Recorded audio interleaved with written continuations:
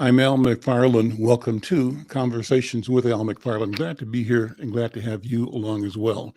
We open with the music of our dear friend and community leader, Gary Hines, and the Sounds of Blackness. We used that song often as the theme of the program because it captures the spirit of our people and of our times. I think that we've all heard this saying by Fannie Lou Hamer, sick and tired of being sick and tired. The song comes from that, but that really is like a what do you call it? A I can't think of it. I use the word catechism. It's a shortcut. It's a way of us uh, communicating a lot with just a few words. Sick and tired of being sick and tired. And why that song is important right now, why it comes to mind, is because I watched a show, a news report last night on KSTP television by investigative reporter Eric Rasmussen. And the headline on the story, and I'm going to be paraphrasing some of the story that's on the KSTP website. The headline of the story was Banking While Black. Police video shows how cashing a paycheck led to handcuffs. And before I go into that story in particular, it just brought to mind personal and family memories. My wife, Bobby, and I wrote and published a piece some years ago that we called, I think the title of the story was, um, the key to the story was looking for a friendly face. And it reflected our experiences shopping in downtown Minneapolis and always having to have the extra duty of scanning and assessing who we would go to check out or to make the purchases we intended to purchase. And the reason we had to do that is that even though we're the customers, even though we're spending the money, even though our patronage is paying the salary of the person who is serving us, our experience is, and we've heard this from other people in our families and across the country, the Black experience is that uh, uh, too often the service we receive has been service tinged with a contempt, a condescension, a an arrogance, a cultural chauvinism, and out hatred and dislike. And the weird part is this, you're spending your hard earned money to support, and in doing so, you're supporting a business's sales and financial goals. But then, in addition to spending your money, not only do you get what you pay for, but you also get insulted, you get humiliated, you get uh, treated as though someone is doing you a favor, getting rich on your decision to patronize them. And that, my friends, is something that I think qualifies for that notion of the song, sick and tired of being sick and tired. And so the experiences we had rose to the occasion that we, Bobby Ford, my wife, Bobby Ford McFarland, and I put paper, pen to paper, and wrote a piece. I'll find it and publish it again several years ago, but it explained the distaste we have and the anger we experience at being treated rudely by people, cashiers, checkers, bankers, service people who operate out of some frame of reference other than the proper frame for a service provider. Yeah, I often recall that when I grew up in Kansas City, my parents owned a grocery store. I kind of got into business because I was raised in business, and we had the sign, and the store we owned on 28th in Brooklyn. My mom and dad bought from a Jewish gentleman who'd been there for years and years and years, and my mom worked for him for a number of years, and then when he was going to retire, he offered, and we bought. So we owned the grocery store for a number of years. But he had a sign on the door, and the sign was, "The customer is always right." And it was a principle. Of course, customers aren't always right, but there's a principle. That's another saying what's the right word for it? It's a proverb in a sense. It's a shorthand that guides you so that what you do is girded by, fueled by, informed by a standard. And the standard ought to be the customer is right, and that you ought to appreciate the patronage that the customer is bringing. But in the case of the story that I'm going to talk to you about, this gentleman who was a young guy from, and this story is personal for us too. I don't know him, haven't met him, intend to reach out to him, is a Mississippian, young brother from Mississippi. And it means a lot to both my wife and I because on my mother's side, Mississippi is where we're from. My wife's side, she's from Mississippi. So we are particular about upholding this idea of Mississippians as hardworking, honest people, the salt of the earth, and not accepting the constant denigration of people from the South, of people from Mississippi, of Black people. So my colleague and friend, Brother Tyrone Terrell, has joined me. Tyrone, I'm just sort of getting background on this and personalizing this story. I want to talk about the story written by Eric Rasmussen, actually produced by and written and presented by Eric Rasmussen on KSTP TV. It was presented last night, and you were one of the sources in the story.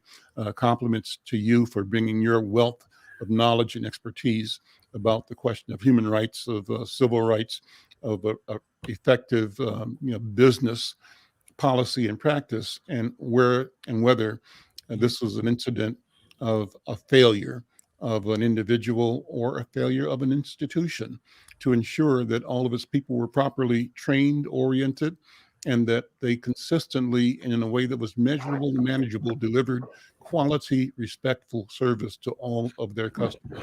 So, Tyrone, how you doing, first of all, brother?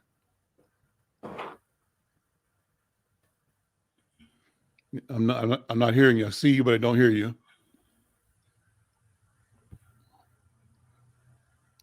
And I think we had this problem before, so it'll take a second or so to figure that out. And just jump in when you get the audio stream working. And AZ, you can probably work behind the scenes with Tyrone to make sure he's got the right. But let me give you the story that I'm talking about. So there's a guy, I'm paraphrasing, named Joe Morrow, who worked at a grocery distributor in Hopkins. I think that's the company that supplies and is owner company for Cub Foods, Super Value, that organization, a big company, a good company in our Twin Cities. And this guy had a good job. And so this guy, Joe Morrow, according to this report, the report by Eric Rasmussen that was on KSTP, and I'm actually sort of looking at the story that is online at the KSTP website. So I want to give credit to Eric Rasmussen and KSTP for quoting from and pulling from their story for this report. And so Eric wrote that despite having an account with the bank and showing the ID, somehow the encounter at the bank led to a call to police and threats of arrest, and actually led to Morrow being placed in handcuffs. And Rasmussen reported that a bank manager told the police officers that he suspected the check that was being presented by Morrow was a fake. And apparently he called the employer to verify the document, the check, but he did so only after the 23-year-old young Black man was removed from his office. Well, of course, what we know is that the check was real. And, the other issue is that this guy actually had an account at the bank. So this is the first bank where this occurred. Let me say this as a matter of disclosure.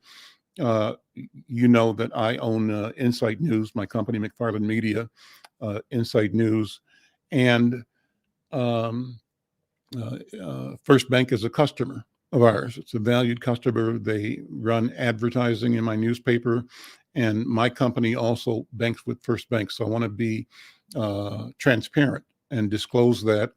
I disclose that I've got in my view, a good relationship with the bank and a good history with the bank. And in fact, the bank was one of the very first advertisers to launch Insight back in 1974 when I launched Insight as a magazine. And the bank had a branch location in North Minneapolis called First Plymouth National Bank, headed by a Black man, a mentor of mine, Mr. John Warder. And so I'm putting that out in the public because my relationship with the bank is ongoing, it exists today, they're customers today, and I appreciate their business. That said, none of us, they nor we, should or can accept inappropriate behavior by any of our employees, associates, and we owe it to ourselves and to the community and to history to be correct, to do correctly. And so for that reason, I believe this is a story worth telling, and why I'm having this conversation right now. So we're still waiting for Tyrone Terrell to jump in. I'll just give you more of the paraphrase of the story.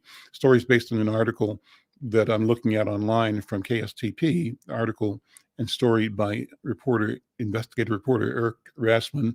A good report, a good story. And again, the story made me pull up Gary Hines's article to open our music, to open the program up. The music, Sick and Tired of Being Sick and Tired. And I think that this experience is one that Black people are sick and tired of going into stores, going into businesses, going anywhere, and being questioned, challenged by people that ought to be applauding our entry. They ought to be, welcoming us with a great fanfare and with appreciation and gratitude. But instead, somehow, the culture has allowed them and created in them a spirit of animosity, of antagonism. And I have to say, it's a spirit that's based on what I perceive to be a racializing of power and their fear of losing power, their fear that Black people or people of color may be taking power. And if and as we do, it means a loss for them. And I'm sorry for that short-sighted thinking that exists, but we have to call it out and talk about it. So they had this brother removed from the office of the manager. And the brother, to his credit, was saying, I think you all are profiling me. This is a racial profile. You're doing this because I'm Black. And of course, they denied it and didn't want to say it. They said, oh, we've had other people cashing checks that were bogus from this company, and we wanted to make sure. And so when he, in his report, was talking to the Eric Rasmussen, he was saying that he felt like they treated him like he was a criminal, that he was paraded out of the office, that he was humiliated having to walk in cuffs out of the bank manager's office out to the car outside somewhere, and just the indignity that he suffered from that was unbearable. Well, the thing is, this is all being public now because of a 45-minute video from the body cam worn by two officers who responded to the call. They got a call for a possible fraudulent check. So let's think about that. Let's think about when the last big call was for a fraudulent, or in this case, counterfeit currency, a bill. I mean, put them together. And so in the one case, possibility of a counterfeit bill being passed at a neighborhood store, and a person detained, arrested, in this case by rogue acting cops, resulting in the death of that individual and the burning of our city. Think about it. So here, another call, a manager saying, oh, possible fraudulent check. And a suspect who was refusing to leave because he wanted his deposit, his check, deposited into his account. He's a customer at the store. So think about the connection, and think about it this way. This, you could say, oh, just one manager exercising due diligence, trying to protect his bank and the bank's assets and his overall business, and being wary or attentive to maybe some past fraud or potential for fraud. And you can rationalize the bank actions if you want to. I choose not to, and I believe we should not. We should look to policy and practice. What is the policy? What is the practice? So I see Tyrone is trying to get on. He's in, but not able to get the audio in, and we're working on that. So you know what? More on the story. So the young man, to his credit, reported to the manager of the bank that he felt this was a racial incident and that he, in fact, would report it. And when the officers came, their attitude was, can you just please calm down and don't say anything, I'm quoting here, don't say anything stupid that you're going to get arrested for saying. So he was kind of, on the one hand, you could see the arresting officer, the responding officer, attempt to de-escalate the situation and advise the young man to just cool out, chill out. But the question is why? He's the customer. And anyway, so I'm interested. I'm curious. I can read more from this. One of the people that responded to this story was, again, my colleague and my friend, Tyrone Terrell. And AZ, are we having any success in getting Tyrone connected? I'd love to have his take on what we said so far, what we shared so far. Another person that was covered in the story was Dr. Samuel Myers, who's an economist who leads the Roy Wilkins Institute at the Hubert Humphrey Public Policy Center at the University of Minnesota. And Dr. Myers had, I think a dozen years ago, talked about the hostility and inequity in the banking industry towards the Black community in general and Black individuals. And he questioned the language, the conversation, the dialogue between the banker and even the officers and the young man, the customer, the person who was attempting to deposit his check into the bank, supporting the bank, supporting the economy, a working young man, 23 years old, worker depositing his check, and who was met with what we call, a microaggression, micro in that it involves one person. But the point is, we see this happening around the country all the time. So I'm wondering, if you're listening on YouTube or Facebook and have a comment that you want to bring into this, please post it in Facebook or post it in YouTube. We'll try to monitor both and see if we can get your comments into the conversation as well. Dr. Myers said that this was incredible, inappropriate, and that this experience happens again and again and again with Black people all over the country, between Blacks and whites. And the question is, at what point in time will the institutions that employ and pay wages to these individuals, and the question is, will they intercede and instruct them on proper care of customers and proper service to Black people? Tyrone, you're here now. Tyrone, how you doing, man? I'm good, brother. Can you hear me? I hear you perfectly. Thank you for joining, and thank you for fixing the sound problem. But jump in. I'm just amazed at what happened. I opened the program with Gary Hines' Sick and Tired of Being Sick and Tired, because this is a case that everybody Black that I know can testify to, has experienced personally, or somebody he or she knows who's gone into a grocery store, a clothing store, a drugstore, department store, somewhere, and received treatment that was inappropriate, unfair, and it was based on a racialized sense of power. the sense of power is one where if we're spending or bringing our money, buying things, maybe we're buying high ticket items or making a big deposit, the cashier or the service person somehow feels like we shouldn't be operating in that arena. You shouldn't be driving a nice car. You shouldn't be living in this neighborhood, paying this mortgage. You shouldn't be, depositing this amount of money in our bank. Who are you?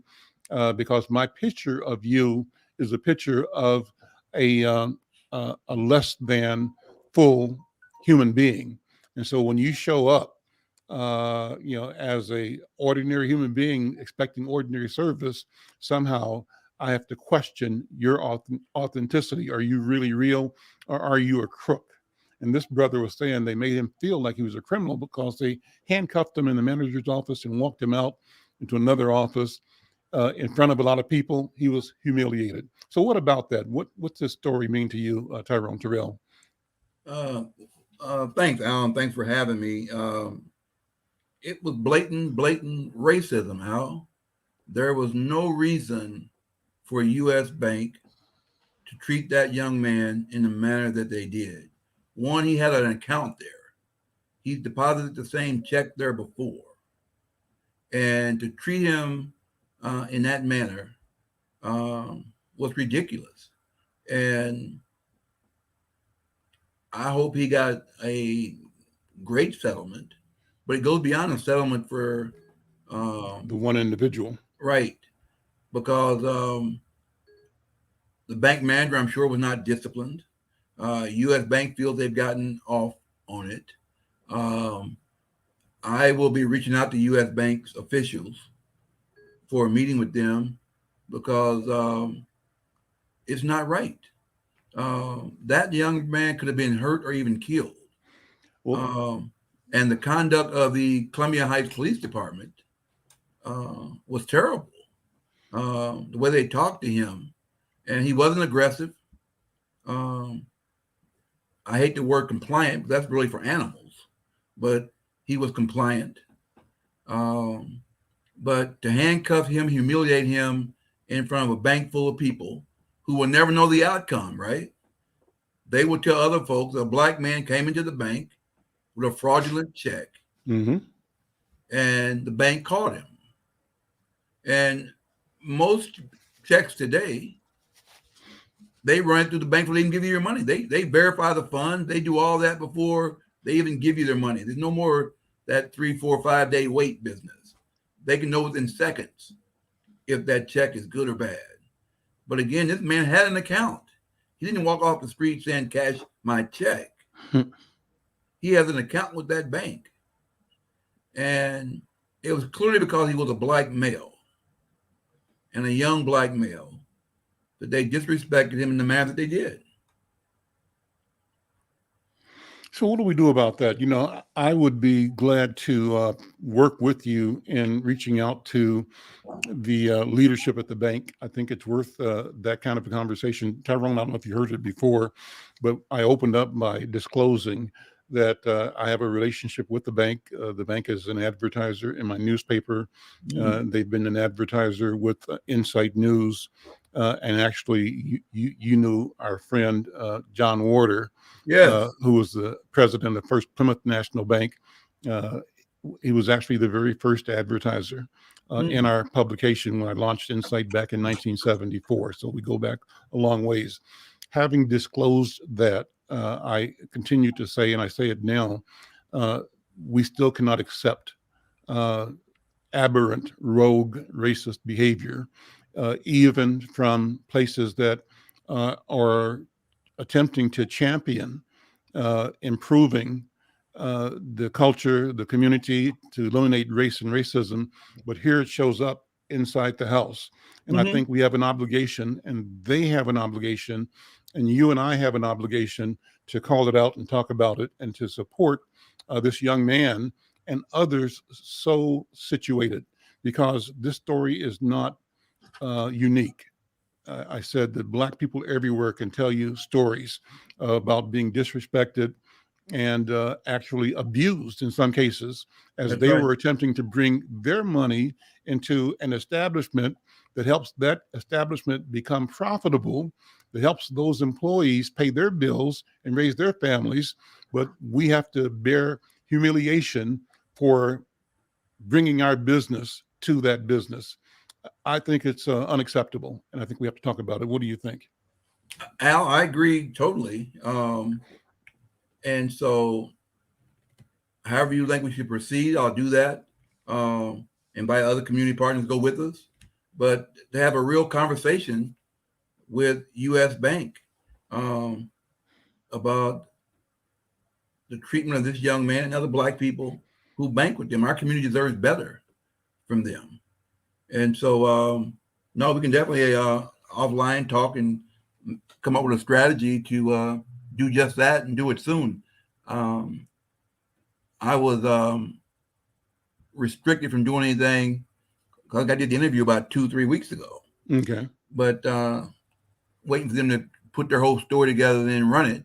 But now that they've ran their story, we need to have a conversation with U.S. Bank. I think it was a good story. Yes. I think Eric Rasmussen, I don't know him personally, but I think he did a very good job in bringing a variety of voices, yours included, and that of Dr. Sam Myers, and did the journalistic effort to try to reach all the parties involved.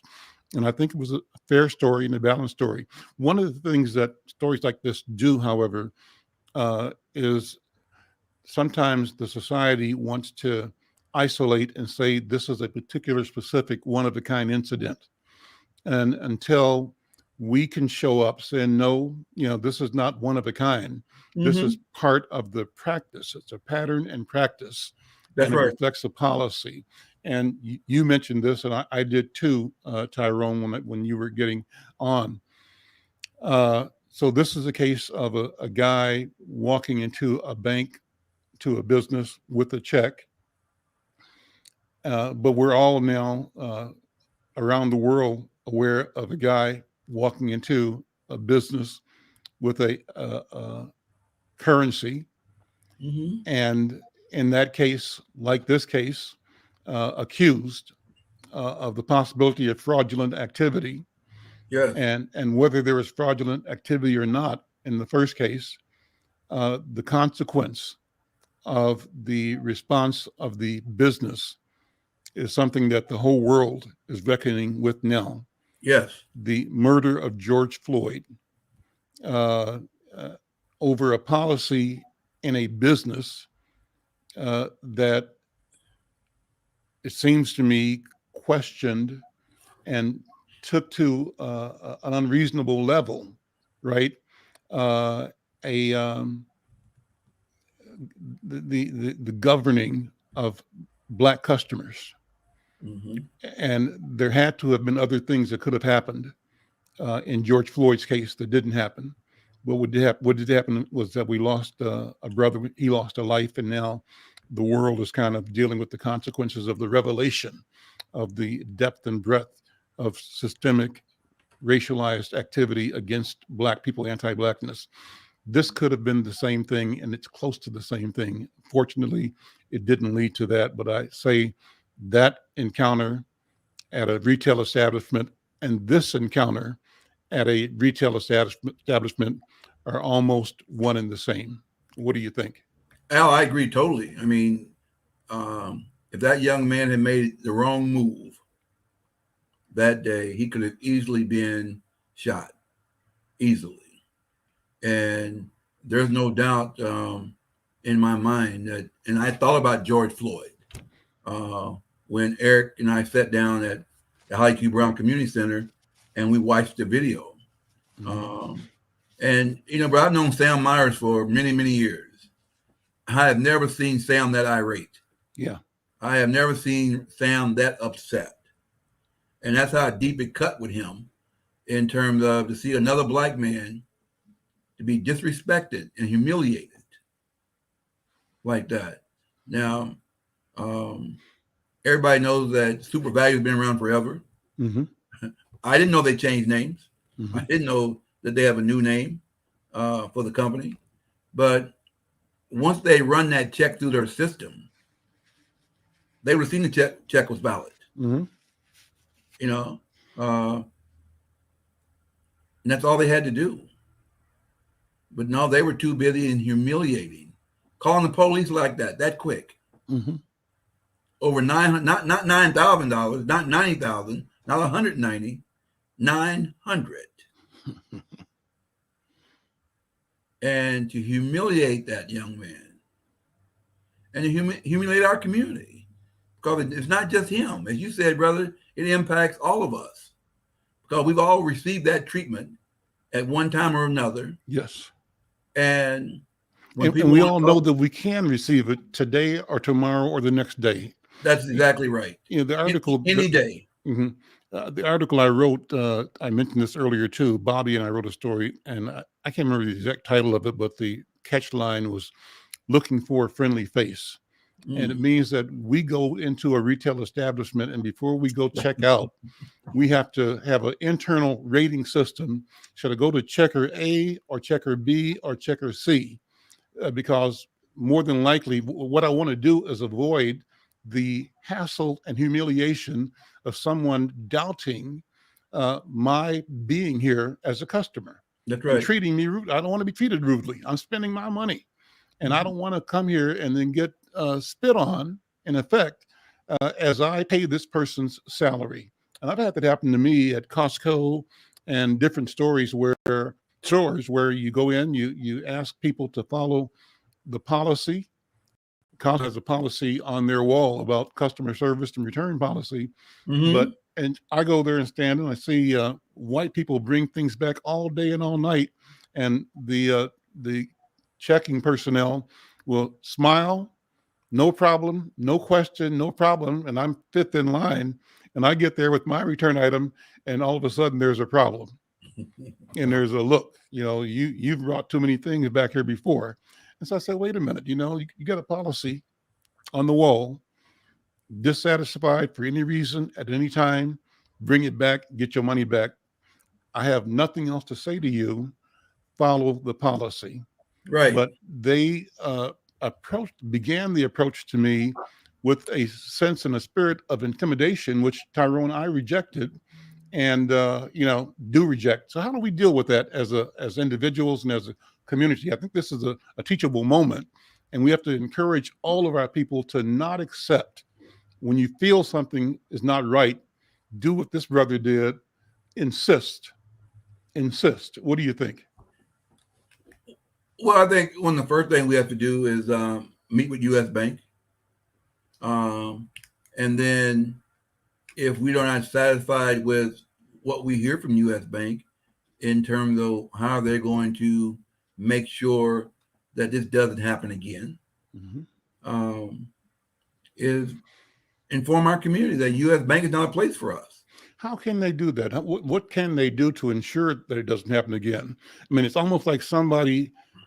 So we know the leadership at the bank. You know, both you and I have friends there, and we know the leadership is doing a lot of good stuff and is articulating a policy and in the community supporting things, but still inside the chain of command, there are places where the unacceptable is going on, and nobody is checking it, stopping it, monitoring it, because it happened. So how do we get to that point of accountability? Well, one thing I tell people all the time, and I just did a national conference yesterday, and actually a panel with Attorney General Ellison, Booker Hodges, and Spike for the International Association of Official Human Rights Agencies, and talking about George Floyd's case, the impact of that on Minneapolis. But what you're talking about, Al, how do we can't prevent it from happening, but we can lessen it a great deal. And too often I tell people all the time, the most dangerous people in any company is the HR people. They're the ones who make you in a qualified pile, unqualified, just based on your name, where you're from, what you have on your resume. But nobody ever checks on those individuals. Most human rights complaints come from that first line supervisor or that first line teller in a bank who did exactly what happened to the young man. And the banks, the businesses don't do enough check and balance of these folks. These folks carry all the power. Um, the president and owner, the Polad family, they don't want, they just want your business. They don't want anybody being discriminated against. They don't even want anybody treated bad. They simply want you to be a good customer. And in being a good customer, we have a right to be treated right. And that's what's not happening.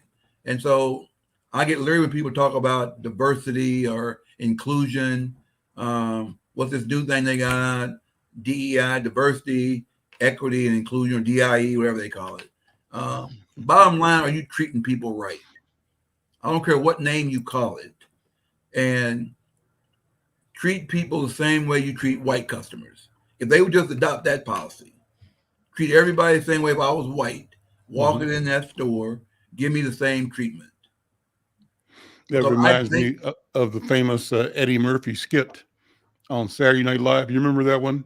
Eddie Murphy did a skit where somebody came in, wanted to borrow some money, and there was a black lending officer, and looked at the person's criteria and said, I'm sorry, because of this, the other, you can't get a loan. It was a white customer. And then the white customer asked to speak to somebody else, a white officer in the bank. And that guy said, oh, no problem. What do you need? Right. How much you need? Right. And so that's how I see my experiences at Costco. When, white people come in and are smilingly, embraced and appreciated and valued. And what else can we do for you?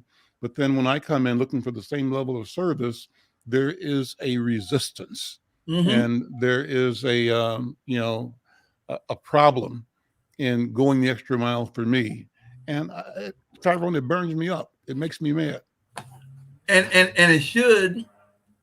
And the dangerous part with that, Al, if they do it to their own young brother or young sister, right? And they do decide to respond to the racism, and not just that particular one time, but when you stack it up numerous times, it makes you want to explode.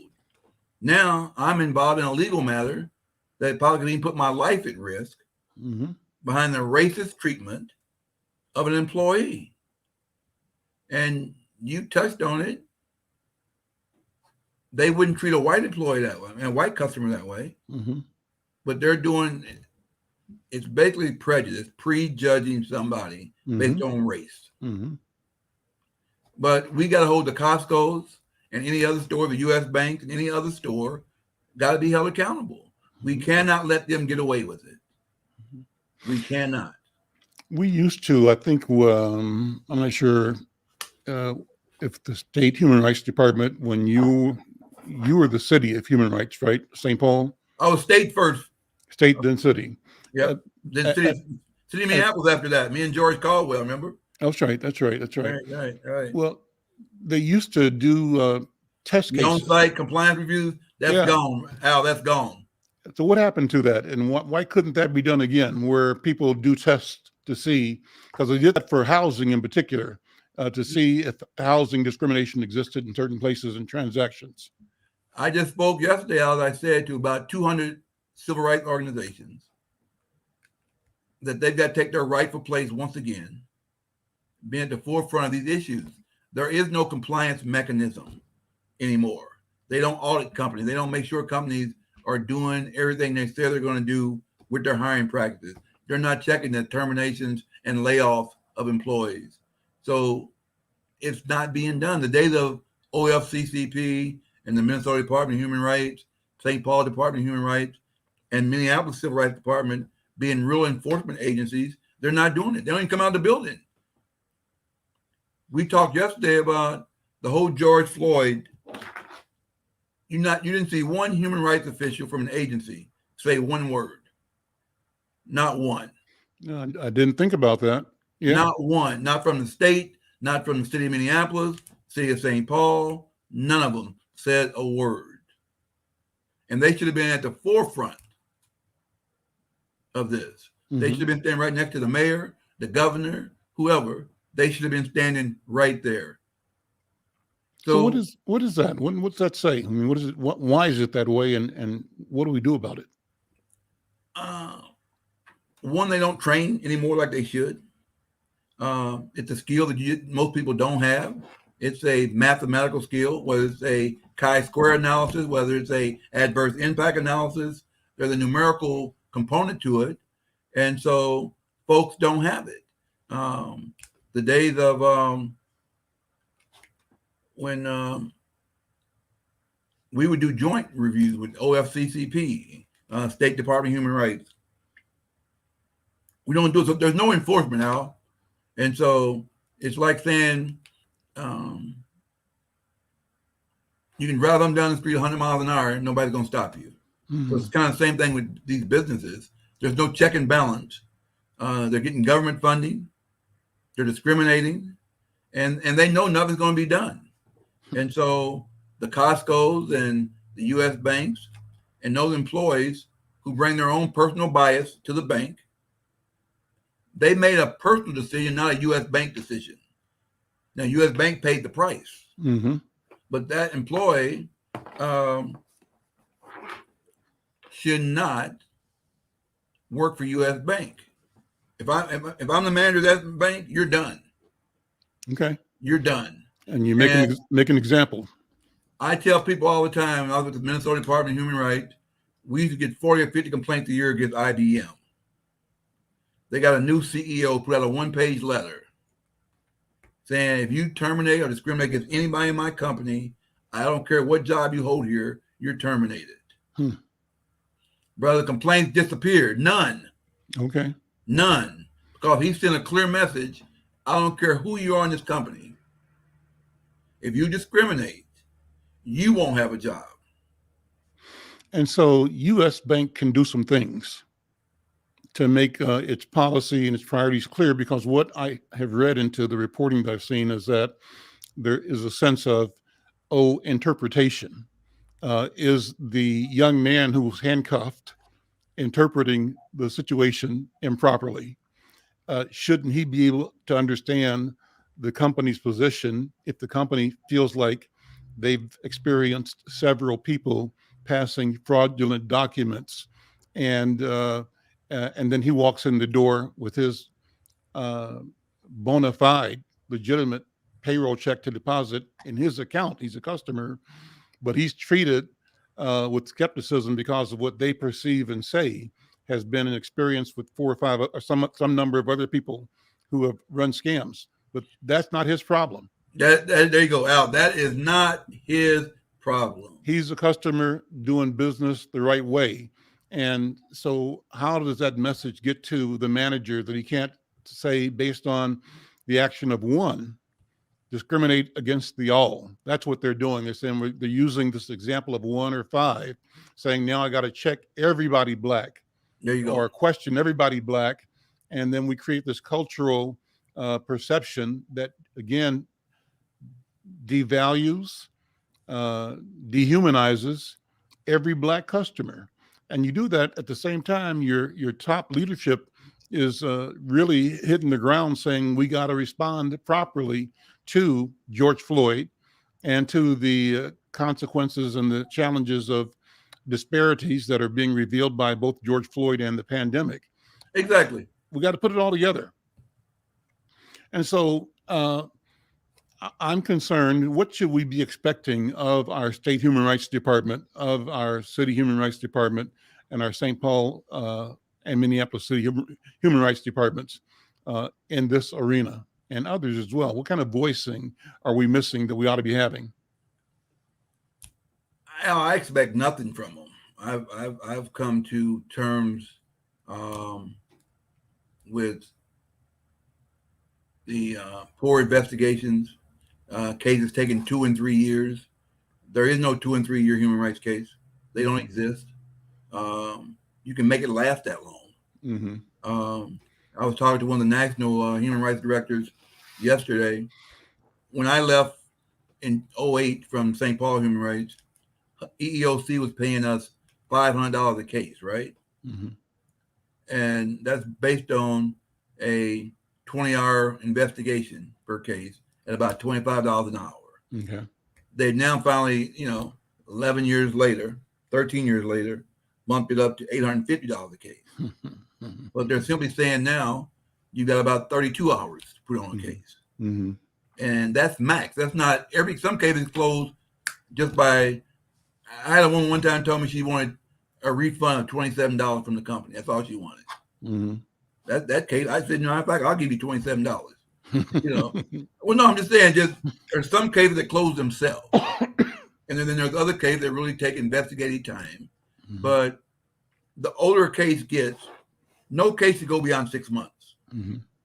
Because at that point in time, as a business, you're going to litigate that. You're not going to pay 6 months, 8 months, a year, 2 years of back pay. Okay. And so it ends up being a problem, whereas if you do a good, solid investigation right away, you have a good chance of getting that case resolved, probably even getting the individual job back if the company says they felt they were wrong. But they're not going to wait 6 months, a year, or 3 years later. I don't know if you remember the old I-10 report many years ago where they showed a woman going to the Minnesota Department of Human Rights. She was pregnant. They then showed her baby riding his bike. He was 12 years old. Case still under investigation? Case. It led to, remember, Linda Johnson, at that time, the Commissioner of Human Rights, being terminated. Yeah.